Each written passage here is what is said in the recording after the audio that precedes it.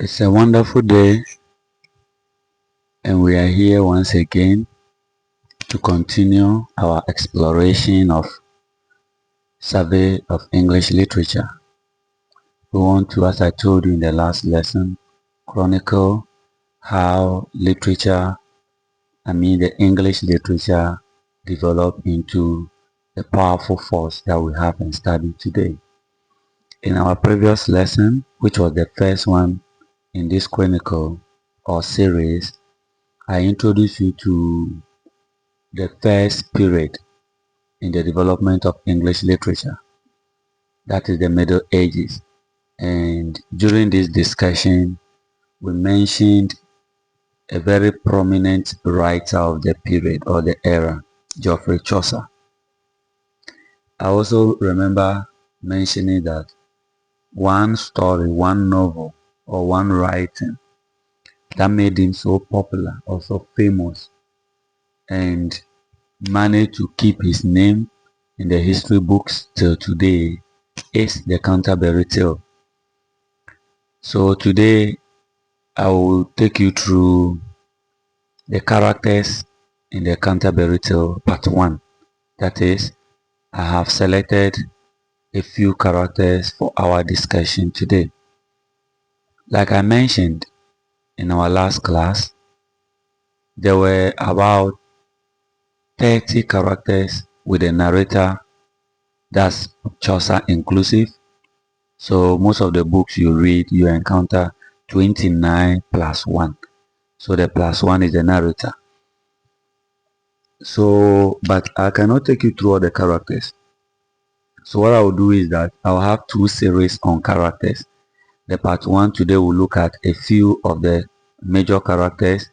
Then the part 2 also select a few more of the major characters. Then we bring the curtain down on characters because we have a lot to talk about.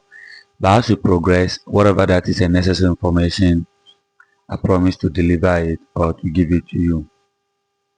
So on the characters in the novel, Geoffrey Chaucer's Canterbury Tales, we are going to start with the first character I have here, that is the Merchant of Venice.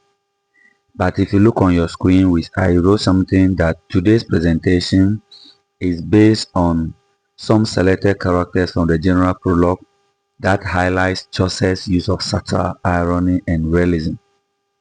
Now, when we talk about satire, we are talking about a piece of writing that tries to bring out the weaknesses in society.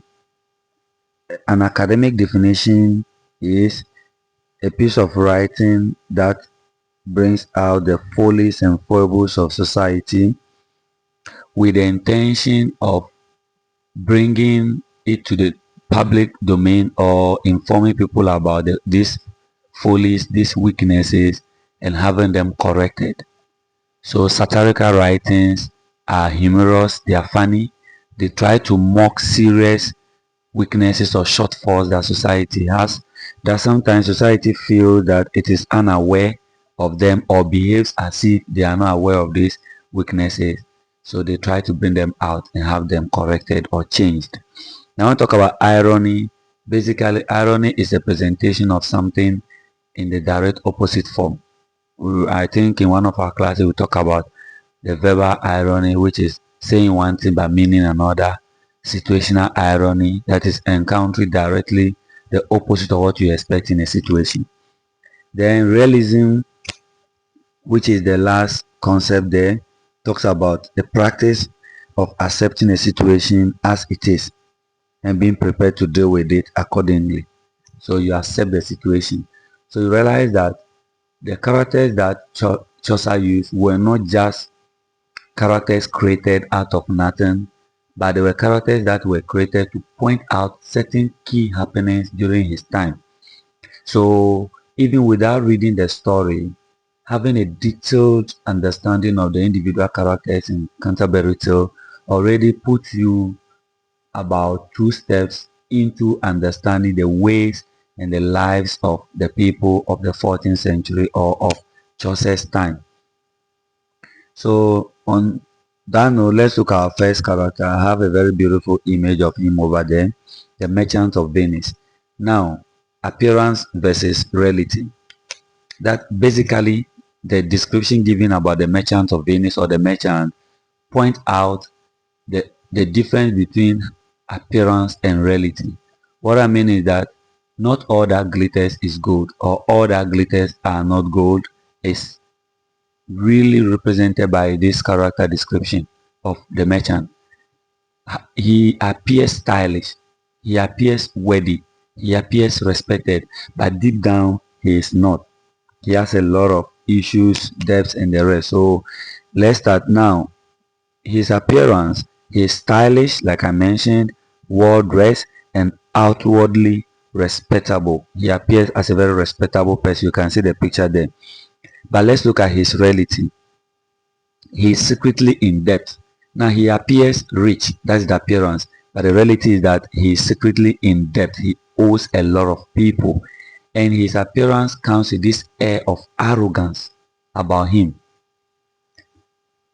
The air of arrogance comes in the way he appears rich and well-to-do, but he owes a lot of people. He's running almost into bankruptcy, and he has engaged in a lot of shoddy deals, a lot of dishonest deals. That is what you have to get about him. Chaucer uses satire and irony, omitting his name to downplay importance. So this is a quote from one of the description. They said there was no one who knew he was in debt. No one knew that he was owing because of the fake lifestyle that he was living, making people feel that he is rich, but he's a crook and owes a lot. Now, this basically gives you a picture of people who lived during Chaucer's times. Some of these people in the upper class, they are people that present themselves, they live fake lives. So living fake life isn't a 21st century thing, but it started in a very long time. Now we move to the next one. I seem to like something about the Oxford cleric. That's why I wrote the devotion to learning. He is someone who has spent his time reading. He likes reading. Now he enjoys scholarship and education in general. And these scholarships during Chaucer's time were available or were made available by the church. So you can actually get a scholarship to continue education. So being sponsored to go to school is not a normal thing today. Now, during Chaucer's time, clerks or clerics or scholars were people who entered into priesthood and became clerks in the holy order. Now, this particular Oxford cleric is one of such people. Oxford cleric should give you basically an idea of why he's called Oxford. Now, I'll be talking about two characters, that is the monk, or three, the friar, and then the non-prioress. These are all characters who live within the religious order. So if clerks or the cleric also live within the religious order, then I want to do a little comparison. But I'll talk about these characters later for you to understand them better. They were people who lived in the religious order but never behaved like righteous or religious people. They lived fake lives, they lived pretentious lifestyle. But unlike them, the Oxford cleric was not interested in worldly matters. You know, the life of a monk, the life of a nun today will be like a Roman sister. The life of a friar is supposed to be devoted to the service of God. Their duty is to serve God and mankind. It's like they do not have a life of themselves or their own again. Their life is for others. They lay their lives down like Jesus Christ did. But this monk and friar and non-priorists weren't like that. But the Oxford cleric was like that. He was not even interested in his own appearance. And the little money he gets, he invests it in reading. He invests it in buying books.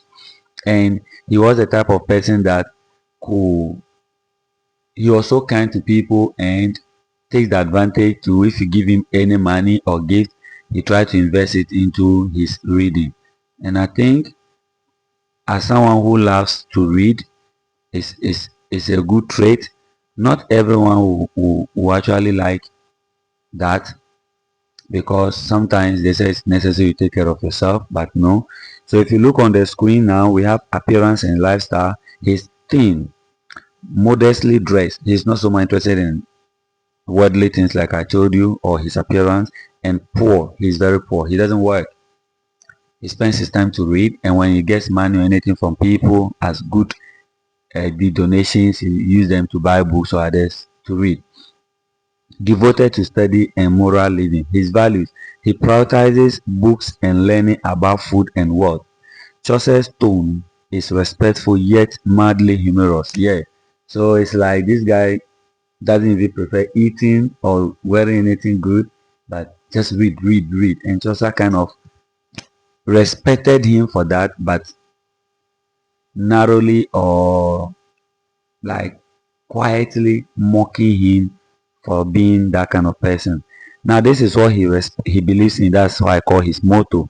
Gladly will he learn and gladly teach, an admirable scholar, though somehow impracticable. That is what he believes in, is not something that is easily practiced or that can easily be practiced, but that's what he believes in. That is him. So you have to give it to him like that. Okay, so let's now pick on our next character, Sergeant at the law.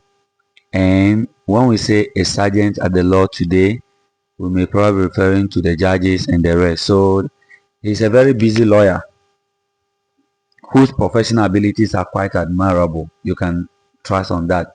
Now, Chaucer provides little detail about his activities as a lawyer, but didn't say much about his appearance. So physical appearance is one of the things that enable the writer to describe a person. So inability to talk more about his appearance also throw a shade somewhere. But he was a very good when it comes to his profession. He was very good. He was a successful and highly respected lawyer. These are his traits. He appears busier than he really is. And we have a lot of them today.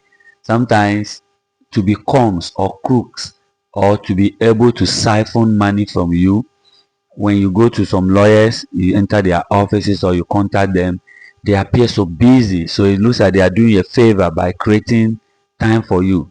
Sometimes they make it look like the little leisure they have is what they are going to devote to you and to your case. Therefore, you must pay enough for that. That is how this man also appears. So it's an age-long practice among these people. Now, so understatement, as I wrote, the Chaucer uses irony and understatement. Understatement means little, using negative to present positivity.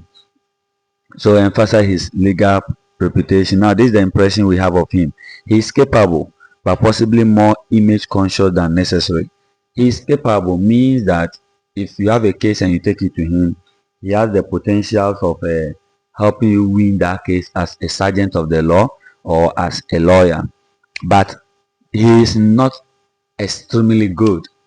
He makes himself look more relevant than he is. He makes himself appear better than he truly is. That is all that Chaucer is saying over there. So you can see two people trying to talk to him, and he's facing one and as pretending to neglect the second person. The Franklin. Now let's look at the Franklin. So what impression do you have of the Franklin? So he's a wealthy man who believes in living luxurious lifestyle and enjoying like partying upon partying. There seems to be always a party ongoing in his house. Always, the Franklin seems to have a party being organized in his house. And on that note, I would like to look for something about him to read. There was a Franklin with him, it appeared, while as a daisy petal was his beard. Now I want to read where there's so much partying going on. Good. His bread, his aisle were finest to the fine. He dresses nicely. He eats very well. He eats the highest quality of food. That's what he eats. Now he made his household free to all the county. Anyone can come and have fun or enjoy in his house. Now, and no one had a better stock of wine. He drinks the best wine. His house was never short of baked meat pies. So you realize that this is a character that doesn't joke with his enjoyment. So look at the things that are always in abundance in his house: baked meat pie, fish and flesh, that's meat. And this in such supplies, it positively snowed with meat and drink, and all the dainties that a man could think. According to the season of the year, changes of dish were ordered to appear. So there are a lot of fun things to read about this guy. He's always having fun. He eats the best kind of food, and I think it's a good thing to say he doesn't eat it alone. He tried to make other people also have fun. So let's look briefly at his lifestyle as I have on the slide. These are extra things I'm just adding for you to understand them. He lives for pleasure and Epicurean, very rich and generous with food and drink. So that is one thing you know about him. He lives for pleasure. Living for pleasure means that he's always having fun. He's always enjoying life. Sometimes people believe that if you have it, you have to enjoy it. Others also believe that you have to live modestly. But whatever you believe is not his life. Now, an Epicurean is a discipline or like a disciple, a student of the Greek philosopher Epicurus. So you should believe in the ideas of Epicurus to be able to live as an Epicurean. Okay, who lives well, he enjoys life. He's a fun-loving person. I mean, Epicurus. So if he's an Epicurean, automatically he's going to enjoy.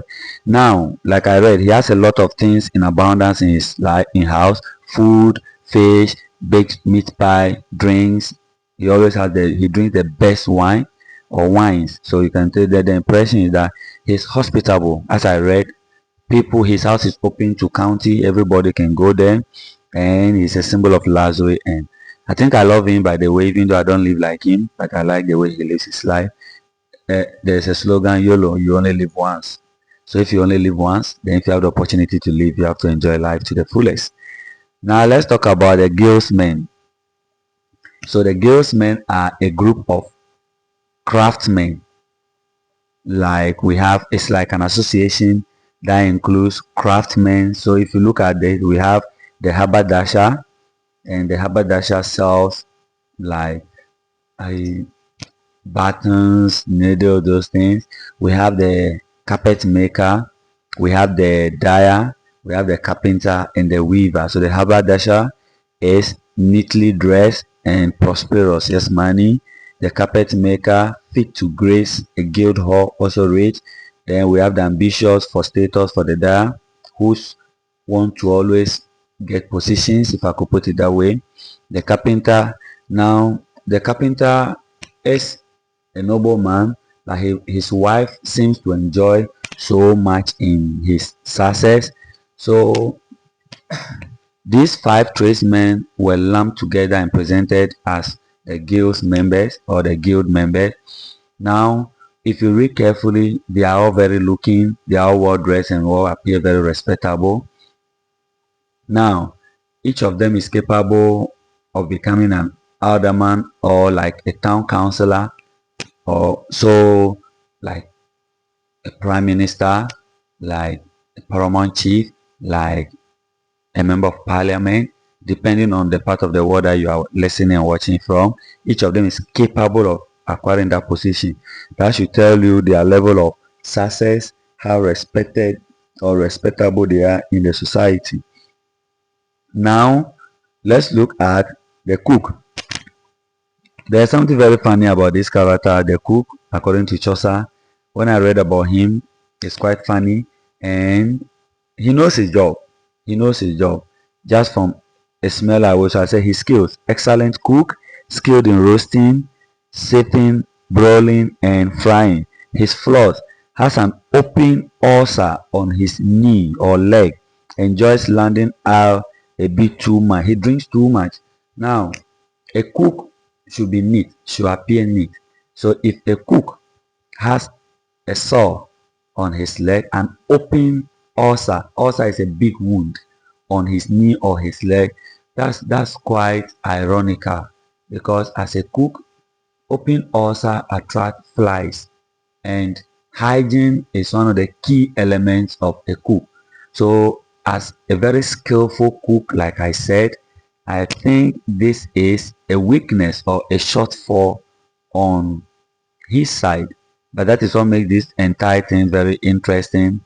So people like the cook who knows their work also have their own share of weaknesses. They had a cook with them who stood alone for boiling chicken with a marrow bone. So that is describing his skills, ability to boil a chicken with a marrow bone, sharp flavoring powder and a spice for savour. He could distinguish landing out by flavor. This is talking about his addiction to alcohol. That's his ability to drink in excess or to drink excessively. That is all that just as the text I just read is talking about. Because if you could distinguish between a drink just or drinks just by hearing the flavor or the flavors of the drink, now a cook open sore or ulcer on the leg, a cook that could do this kind of distinction is the direct opposite of what he should be based on what they say he could do. The ability to boil and cook should not possess these things, but that is all he has, and that's all is his weakness. All right, so we have these characters. Now I want to look at the flaws, the impression I have of him. He's talented but unhygienic. Okay, mix of admiration and satire. So here Chaucer is trying to point out the weakness in society so that people could look at it and work on correcting it. Because if you have skills of this nature, then I think you should be able to work on them and not keep an open wound or open ulcer and not drink too much. If you drink too much, how then do you cook? Because you cook with a lot of spices and a lot of ingredients. So that is it. Now let's look at the concluding part of our class today. So there has been the use of a lot of satires as in the lives of the cook, a lot of ironies as in the lives of the merchant or the merchant or the also cleric. There is a little form of irony, so intelligent but doesn't take care of himself. I think that is an irony because through your reading you should be able to realize and know that taking care of your health and eating good is very important. Okay, so these are the selected characters for today. I hope you enjoyed today's class and I wish that you listen, pay attention, and if you have any questions, just leave them in the comment section. In our next class, we'll be looking at another set of characters. I think that the last set for these pilgrims. I'll look at them, I'll look at those in the religious order, then I'll look at those in the royal realm. So I'll be looking at the knights, I'll be looking at the nun, prioress, I'll be looking at the monk, the friar, so that you try to understand, because today I look at those outside the religious order and the royal realm. So we look at the sergeant of the law, the Oxford cleric, we look at the, even though I mentioned that the Oxford cleric is somehow related to them, but I'm looking at his educational qualifications, his desire to acquire more learning. So we'll be looking at those in the religious order. Then you try to compare and know the kind of lives that people in the various sectors or the various spheres of life live during Chaucer's life and what we are doing today, and see if there's any vast difference between them. So have a nice day. See you in the next class. Bye bye.